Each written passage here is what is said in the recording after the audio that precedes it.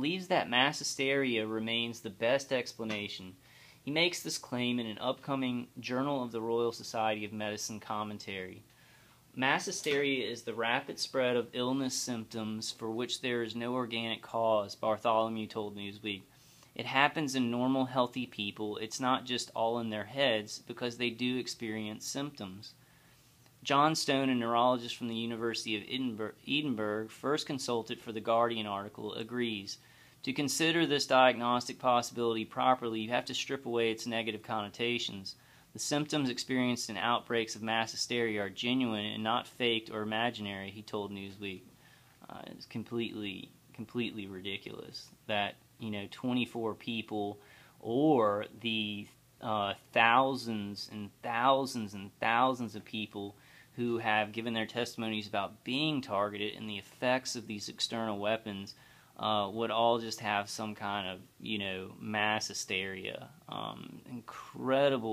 Incredible conspiracy theory that is just so far away from the truth, and I think used as propaganda, which is just horribly dangerous for all of us. Stone argues that the term mass hysteria itself sounds sensational and far-fetched. In reality, it is not as uncommon as you might think, he explains. Mass hysteria is so laden with negativity it badly distorts its own case. It suggests shrieking and raving individuals, not hard-working and normal people who mostly get functional disorders in everyday practice. A better, less stigmatizing term, says Stone, is shared functional disorder. He defines the condition as a genuinely experienced illness in which there is some disturbance of bodily functioning which conventional diagnostic techniques fail to register. Sound has played a big part in prior episodes of probable mass hysteria, Bartholomew says. Between 1999 and 2002, a spate of illness in Kokomo, Indiana, was linked to reports of a strange humming sound in the region. The symptoms included headaches, lightheadedness, muscle and joint pain, insomnia, fatigue, nosebleeds, and diarrhea. Like the sonic attack in Cuba, most of these are vague symptoms, he says. So that is something that we need to look into, fellow TIs. We need to look in the spate of illnesses in Kokomo, Indiana, because that might be linked to actual targeting, in which they tried to explain it away as, mass hysteria, which is incredibly ridiculous. The Kokomo City Council paid an environmental firm $100,000 to investigate the sound, but it found no link to symptoms of the Kokomo hum. So let's go down further. The strength of the mass hysteria case lies in its independence from an actual weapon. No such weapon has been detected in Cuba, but anxiety was known to be rife among U.S. Embassy staff. These people are all clustered together in the somewhat anxious environment, and that is exactly the situation that precipitates something like this. Mark Hallett, president of the International Federation of Clinical Neurophysiology, told The Guardian. It's so ridiculous. I almost don't want to finish out this theory, but I'll read it. Once a small group complains of symptoms and strange noises, other people may begin to experience the same thing, a characteristic of mass hysteria. Counseling on a potential sonic threat, says Bartholomew, may have caused more U.S. diplomats to become anxious and fall ill. Individuals can develop shared functional disorders for many reasons, Stone explains, in the Cuban situation.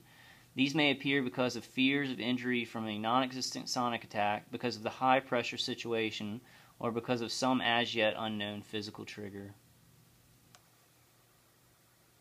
And I'm sure a mass hysteria creates high-pitched ringing in the ears, headaches, nausea, like severe fatigue and headaches, concussion-like effects. It's just brutal propaganda and a brutal attempt to kind of just whitewash, reality away. Brain tissue injuries and mass hysteria. See, I realize what this article is now. It gave actually, some good evidence of what could actually be going on, and then it kind of just, flipped over to some kind of propaganda, kind of a trick. brain tissue injuries and mass hysteria. But even if the attack was pure imagination, it has still left its mark on the brain. New evidence of tissue injuries in affected embassy staff was recently cited in the New Scientist as a reason to doubt the mass hysteria explanation. However, Stone and his University of Edinburgh colleague Alan Carson argue this fails to take into account the impact of psychological changes on the structure of the brain itself. We often make an artificial and erroneous divide between psychological and neurological, Carson tells Newsweek, but all conditions coming from the brain involve some changes in the function and structure of the brain. Everything from learning a new skill to driving a taxi can alter brain structure enough to be detected on a scanner, Carson says. In fact, 1 in 6 people show incidental brain changes that would show up on a standard MRI scan. Both anxiety and depression would, for instance, cause some changes, he adds. But would it cause brain injury to the white matter tracts? Would it cause concussive effects? They're dangerously going into, they're saying like small effects, maybe small effect, but not actual brain injury. So this is completely ridiculous. Doctors could have used a technique called diffusion tensor imaging to detect these abnormalities, Stone says. This is still a research technique which we are figuring out how to apply to clinical diagnostic situations. To use this as evidence of a brain injury would be premature in my view, he adds. Neither Stone, Carson, Hallett, nor Bartholomew have interacted with any individuals from the U.S. Embassy. That's a very important part right there. Neither Stone, Carson, Hallett, nor Bartholomew have interacted with any individuals from the U.S. Embassy in Cuba who experienced the phenomenon, whatever it was. So all these people are saying it could be mass hysteria and things like that. They have not interacted with any of the State Department workers, and the people who are questioning that it's a sonic weapon or microwaves. They've done extensive testing on them and come up with those theories. So that's a very important point to bring across. The people giving the idiotic mainstream line, the propaganda, they haven't even, done any testing on the State Department workers. Okay, this is more ridiculousness. Bartholomew sees the embassy staff symptoms as a hangover from the Cold War, the physical manifestation of decades of diplomatic tension. Each outbreak is couched in a unique social political backdrop, he says. During the Cold War, Cuban agents conducted a series of ongoing actions that have become part of American intelligence folklore. Agents would enter the homes of diplomats and harass them by rearranging furniture and bookshelves, deflating their tires, and dumping feces on the floor. The fear of sonic attacks today, he says, is fueled by these stories and a modern fascination with conspiracy theories. Even though, most of the State Department workers, all of them, probably didn't really obsess or look into these, all the stuff that happened during the Cold War.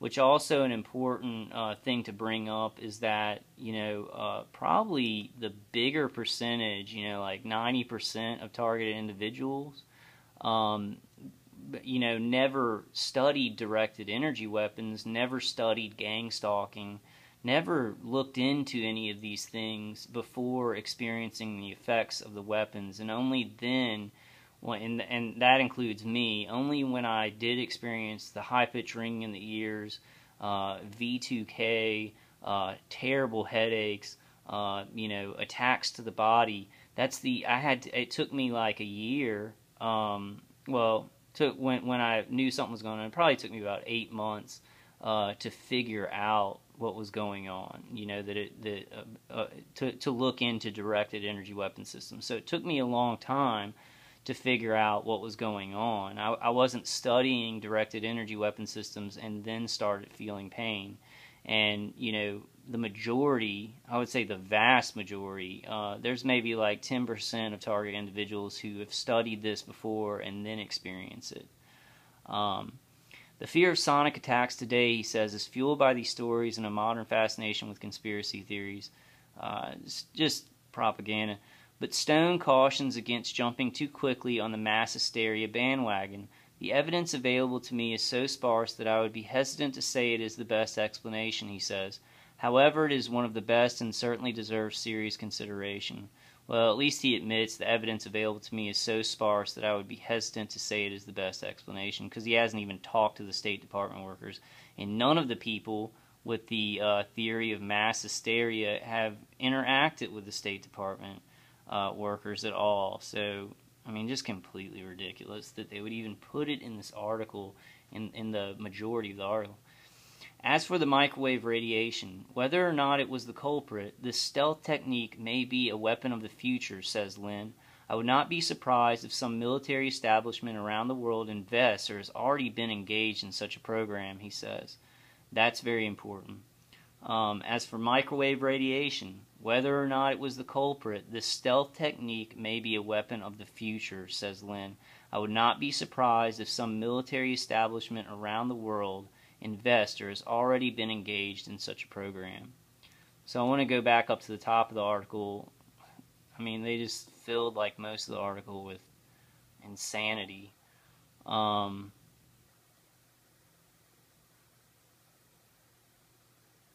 we'll go back up, and I wanted to read some more of the most important parts again.